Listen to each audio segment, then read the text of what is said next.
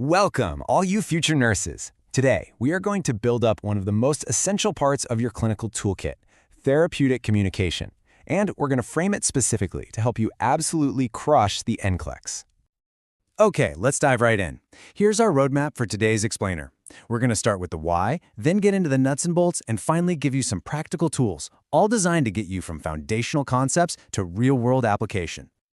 So, first things first, let's establish why this skill is, and I mean this, absolutely non-negotiable for you as a future nurse. I want you to really think about this for a second. What do you think it is? Because, understanding the stakes here is it's crucial. That's right, it's communication breakdown. Mastering this stuff isn't just about being nice, it's about patient safety. It's about your professional integrity. It's a really, really big deal.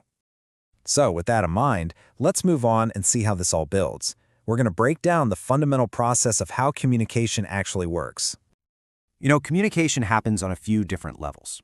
You've got that internal self-talk, which is super important for your own critical thinking. But for your day-to-day practice, that interpersonal, one-on-one nurse-client relationship is where you are going to live.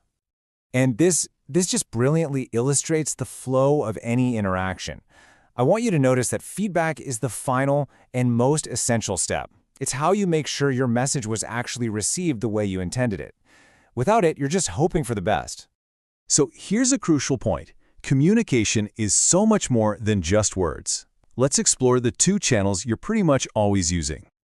Okay, this is key. Your verbal and nonverbal signals have to be congruent. They have to match. Because if they don't, the patient will almost always, and I mean always, believe the nonverbal message. Every single word choice and the way you deliver it matters. So be super mindful of these factors during every patient interaction. Are you using jargon? Are you talking too fast? What does your tone of voice say? And remember, your body language is constantly sending messages. So you want to use an open posture. You want to use appropriate eye contact. All these little things build that foundation of trust. All right, this next section is pretty much your core study guide for therapeutic communication skills. These are the things you can put into practice immediately. Now, what's really interesting about this slide is how it just lays out your whole toolkit. You really want to focus on that do column on the left to build helping relationships, and you want to avoid that don't column like the plague, because that's what creates barriers. Okay, let's test this knowledge with a classic NCLEX style question. So read these options and pick the one that you think is the most therapeutic response. If you chose D, you are absolutely correct. It validates the client's concern, and more importantly, it opens the door for more conversation. The other options, they just shut it down. Great nurses are like communication chameleons. They adapt their style based on the patient's developmental level. Let's take a look at two key groups. As you can see, the core principles are exactly the same: respect, clarity, but the application has to be tailored to the individual's needs. Simple as that. Okay, here's another quick check. How would you apply those principles to really make communication with a child effective? The correct answer is B. Getting down to their level physically is such a powerful nonverbal way to build rapport. It's less scary and it just immediately builds a connection.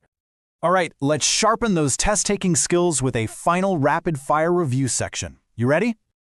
Okay, think about the defining characteristic here. What is the single most important part of a therapeutic client-centered relationship? And the answer is B. The focus is always, always, always on the client's thoughts and feelings. That's the whole point. For this final question, I want you to identify all of the nonverbal behaviors that really scream empathy. The correct answers are A, C, and E. See, these are the actions that show you are actively listening and you're right there in the moment with your client. And that's your foundational guide to therapeutic communication.